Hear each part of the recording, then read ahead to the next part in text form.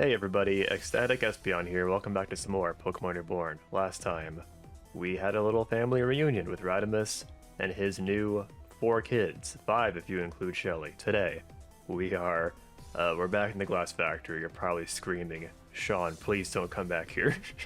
We've been here for like 18 episodes already.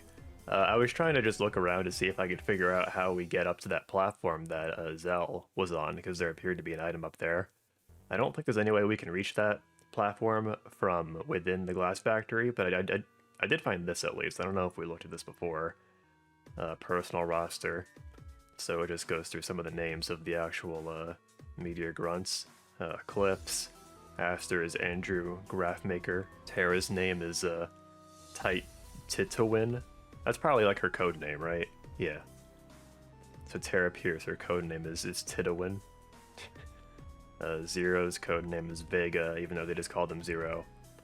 Lumina is Deneb, and then Evelyn was Altair. That was the only thing I could find in here, though. Espeon and Glaceon are gone now, actually, so we can't really maneuver through here freely. Yeah, I guess I can show this real quick. So yeah, this is like where the platform would be on the other side of this wall, and I can't figure out how to get in there. And then if we come in here, there's just nothing here for us, so there we go. We can head back now. The escape rope never works. We're back in Calcinon City, and while editing, I noticed several things that just went over my head completely the first time around. Editing this series gives me a huge advantage as far as like actually noticing things that I would have missed otherwise. So just going through some of the things I noticed. In that one cutscene where the black hole was about to go off, you can see very briefly Bennett actually rescues Laura, which I missed before.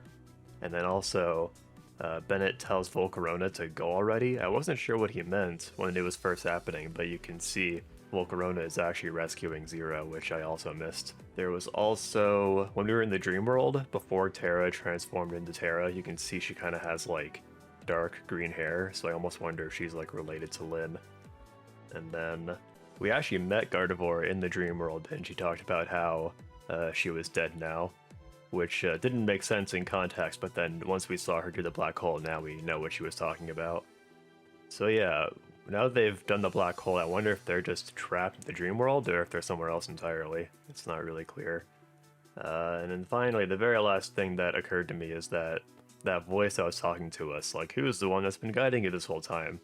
It occurred to me for maybe the first time that it might be Anna's imaginary friend, Nostra. That's the only theory I have so far. I don't think it was Shade. That was what I thought before. Anyway, we're finally free in Calcinon City. I've decided I'm going to push on a little bit further in the story just because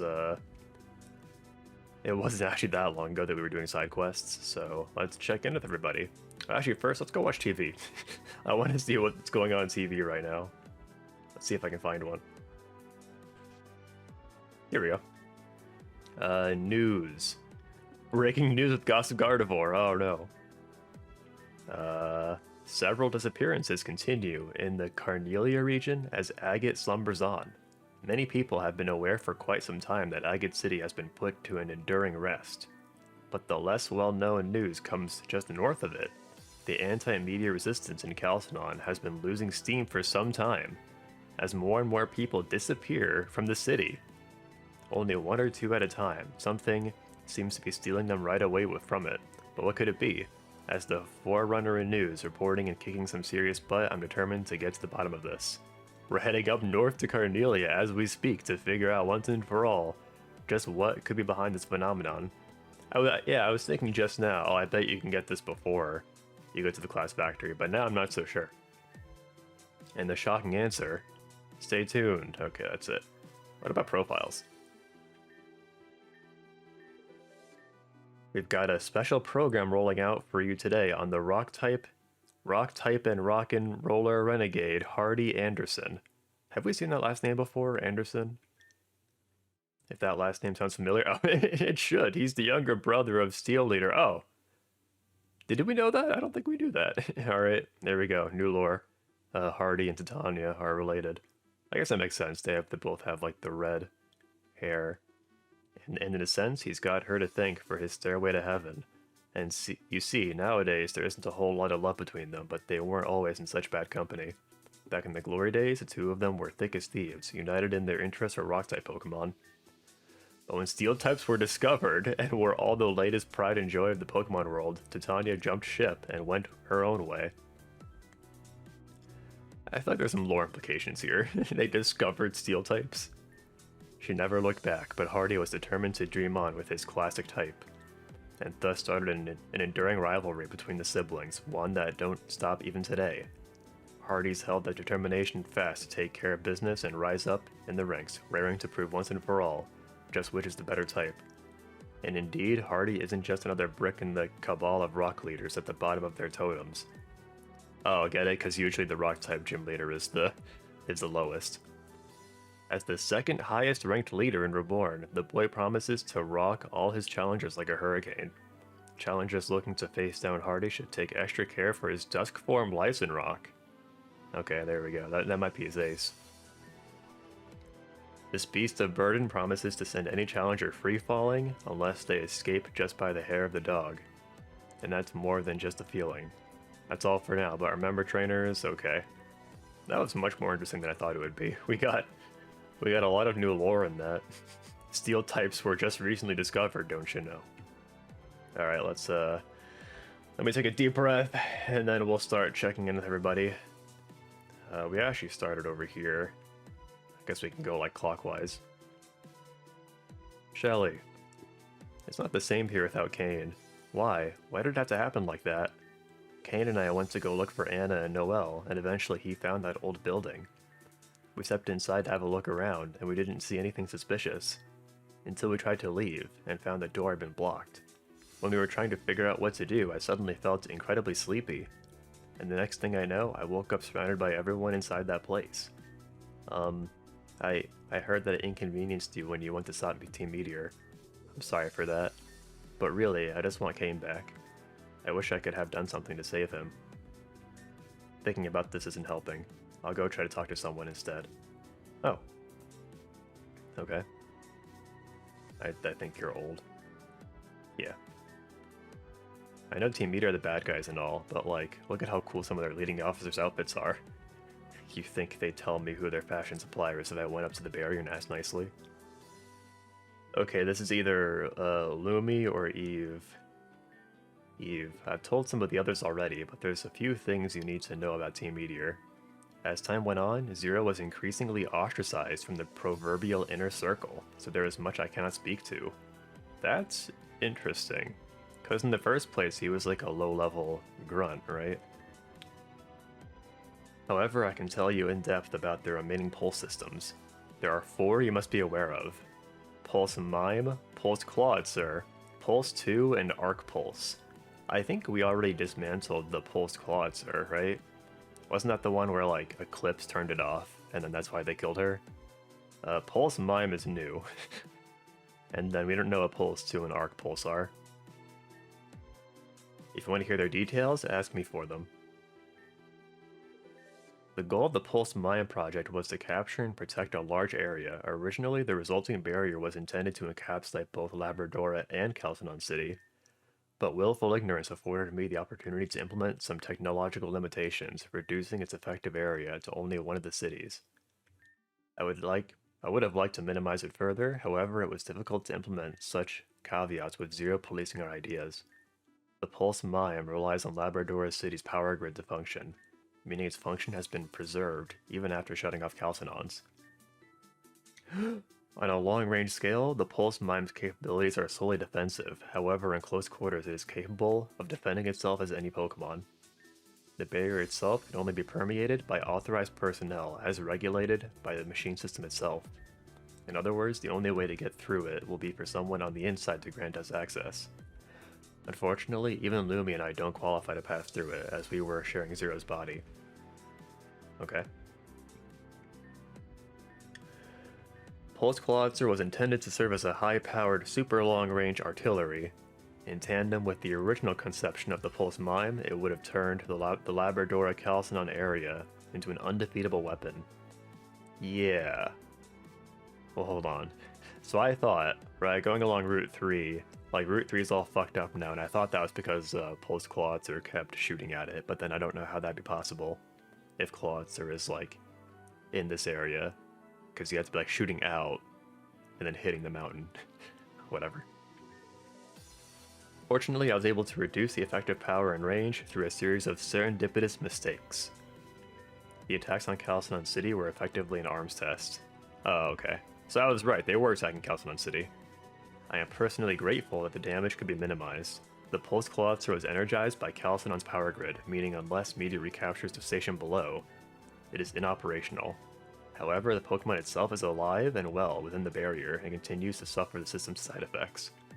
I am relieved that Lumi is not around to hear me advise this, but the best course of mercy for that Pokemon would be to put it down entirely. Yeah, it's been the running theme for the Pulse Pokemon. We've just been killing them. This entire time, we've just killed all of them. Except for Camerupt. I think Cal killed that one. Pulse 2. The Pulse 2 is an entirely separate line of Pulse systems created for mass production and portability. When designing the Pulse 2, I was permitted to make the safety of the affected Pokemon a priority, so I'm relieved to say that it is much less harmful than its predecessors. In return, it is also much less effective. Unlike the previous line, it is also capable of applying to any Pokemon as opposed to the specific species it is constructed for. The Pulse 2 does not cause mutations, but it also cannot amplify a Pokemon's strength to extreme levels. Did you mean to say it can? Its effect is twofold. First, the Pokemon's abilities are enhanced by a small degree. This is done by effectively maximizing what would otherwise be considered effort values, exceeding the maximum limit that most Pokemon can achieve. Second, the Pokemon's free will is suppressed. A stolen Pokemon, for example, may be controlled without fail this way. Many high-ranking Meteors have treated their Pokemon with Pulse 2s by now. Please prepare accordingly. So now when we fight Team Meteor guys, they're just gonna have like powered up Pulse Pokemon. They're like Megas, but they apply to everything. The Arc Pulse is an incomplete project combining the functions of the Pulse 2 with the original line. Using the foundation of the original Pulse system, it is designed for a specific species. As you may conclude from the name, it is Arceus. Oh, okay. However, it is more akin to a Pulse 2 in that it does not require a static location, and it contains a strong function to suppress a Pokemon's free will. I cannot fully say what its effects would produce or if it would cause mutations, since, as one might expect, Team Meteor lacks an Arceus to test it on. Further, with the demands for power, portability, and control that have been placed on the project, it requires a unique energy source. Team Meteor lacks this as well, but I understand that their movements in Agate City have been dedicated to producing such a thing. The Pulse Hypno was originally created to put Agate City to sleep, and allowed Team Meteor to freely search for this power source. So there's a power source somewhere in Agate City that they're looking for. Its hypnotic control functions were added later. Still, there is no evidence that a power source capable of fueling the machine exists at all. Since that, the Arceus, and now my technical expertise are all absent from Team Meteor, I find it highly unlikely that the project will ever be finished. That's everything. Wow, that was a lot. So we could still fight Pulse Clawitzer. I thought we were done with that, but I guess not. And Pulse Mr. Mime is new as well. Okay. I may have made a mistake. I think I may have triggered the plot. Retreat.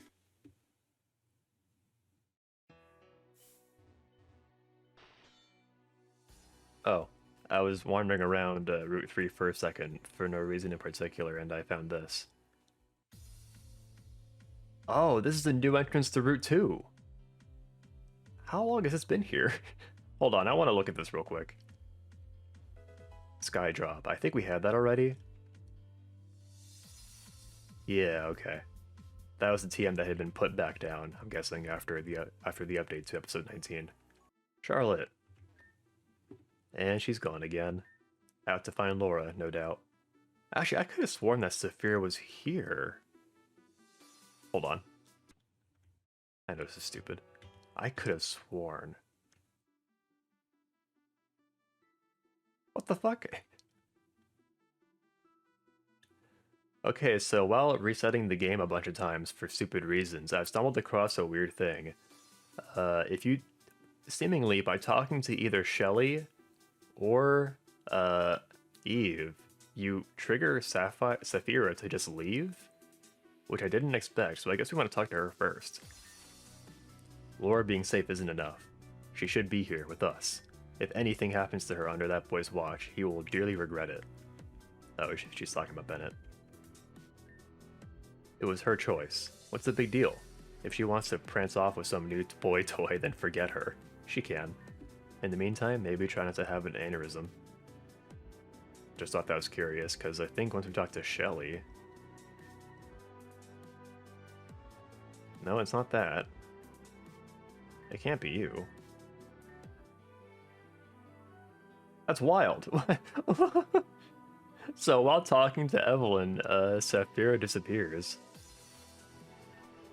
And she's gone again. Out to find Laura, no doubt. Guess I'll stay put here.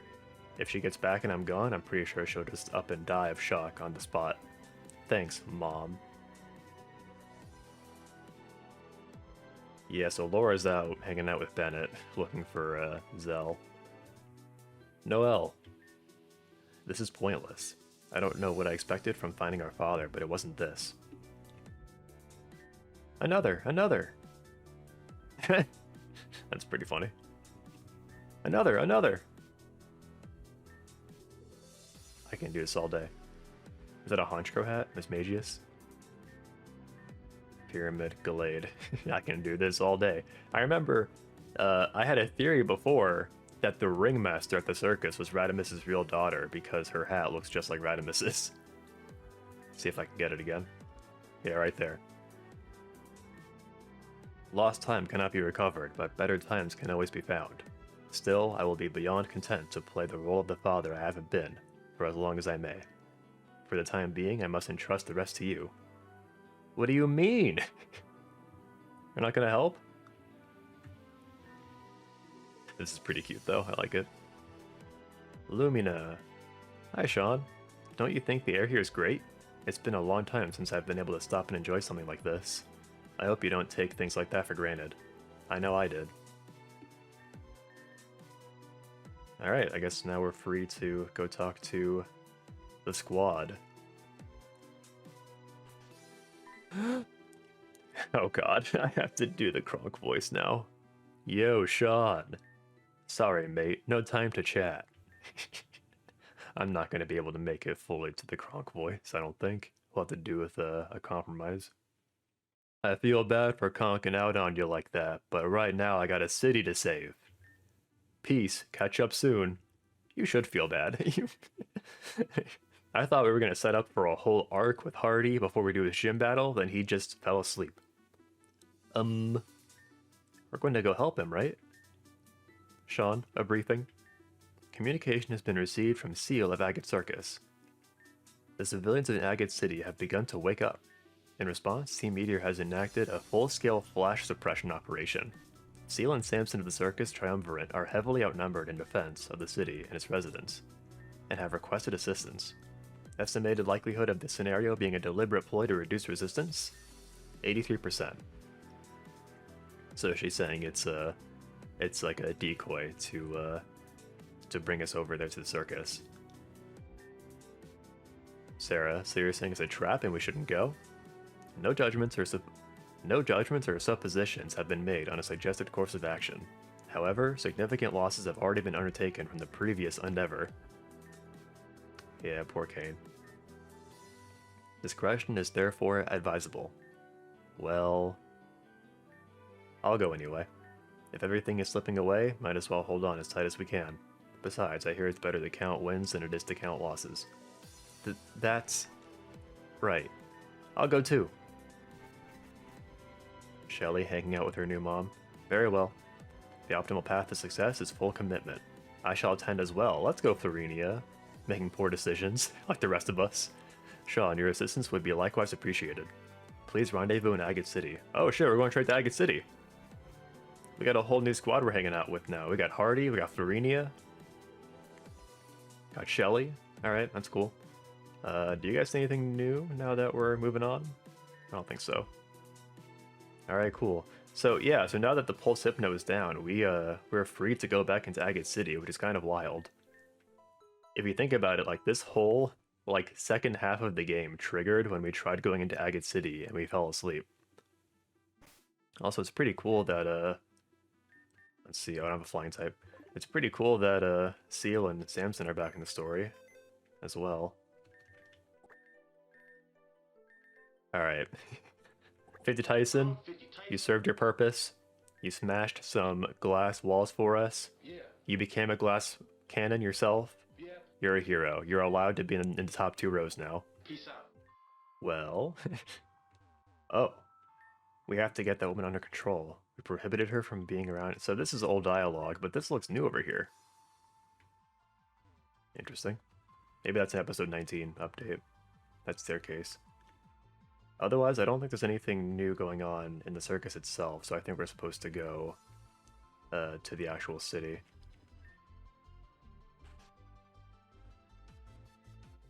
Yeah. Oh, check this out. Oh, Shelly's here. Alright, well, next time on Pokemon Reborn, we're gonna try to take back Agate City.